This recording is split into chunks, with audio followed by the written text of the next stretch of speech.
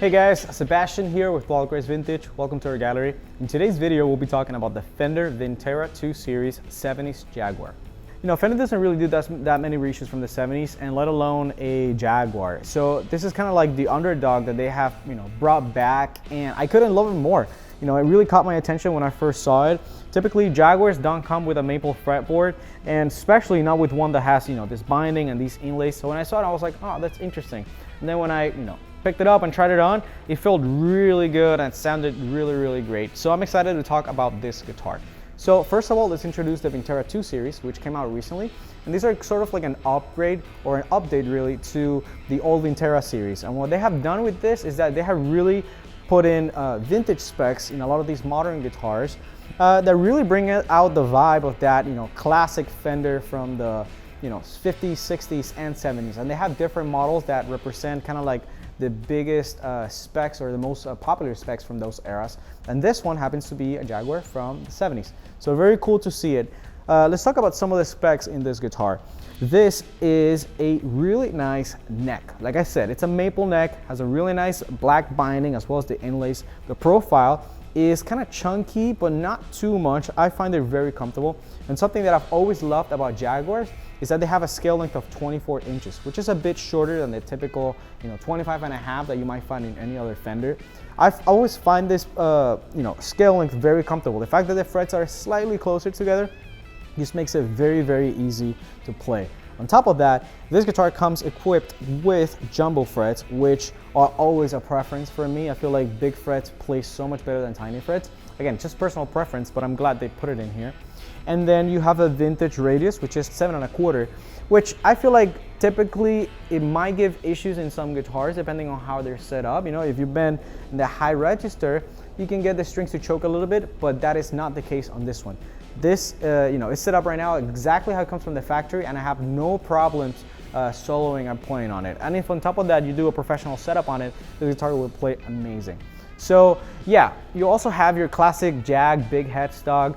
You have the F label tuners in the back, classic from the 70s. And then this one comes in this awesome black finish with a tortoise pickguard, which again, I feel like it looks very interesting and different. The pickups are the Jaguar 70s models, which have a bit more spank, bite, and attack than the 60s models. They're not as warm, and I like it. I feel like if you're a funky player, if you like a guitar that is just like very bitey and percussive, this is the one to go with. It sounds like that. You then have two circuits. One is the lead circuit and the other one is the rhythm circuit.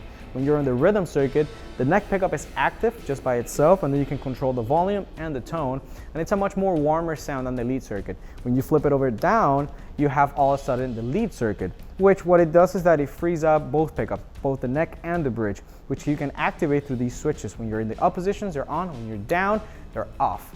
And then you have the choke switch over here, which what it does is that it cuts away some of the low end frequencies. You can especially notice that when you're in the neck pickup. I feel like this is very useful if you're playing in a band and your sound might be a little muddy. Here's a good way of just cutting out some low end, making you stand out a bit more in the mix. And then finally, you have a volume control and a tone control over here for the lead circuit.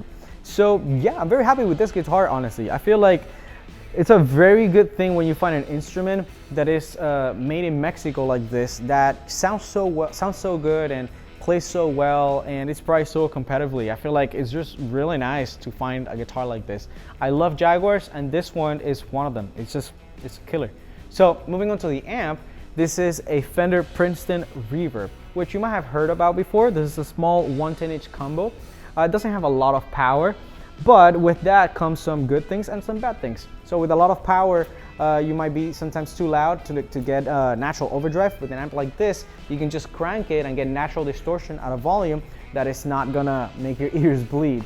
Now, with that said, if you might wanna use it to play in a band, if the band is too loud or the drummer is too loud, you might have a hard time cutting through. But I find that for recording and small sessions, it works just fine.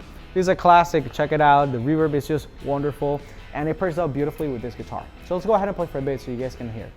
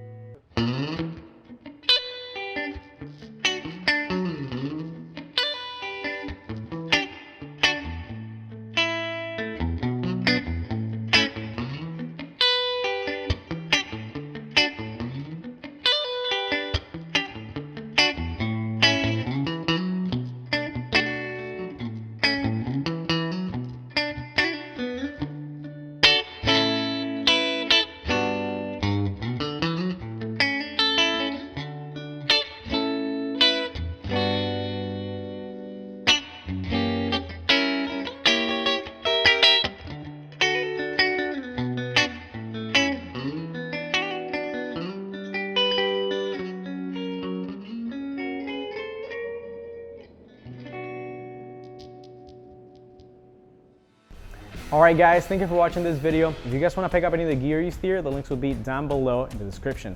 Also, if you're hip to these cars, we're now making car videos, so definitely check out the link down below so you guys can check it out. If you guys like this type of content, follow us on Instagram at @WaltGraceVintage, and if you want to support us, give us a thumbs up and consider subscribing. Also, visit waltgracevintage.com so you can see all the amazing things that we have in store for you. We have cars, guitars, coffee, and now even watches, so you don't want to miss out on that. My name is Sebastian. Till next time.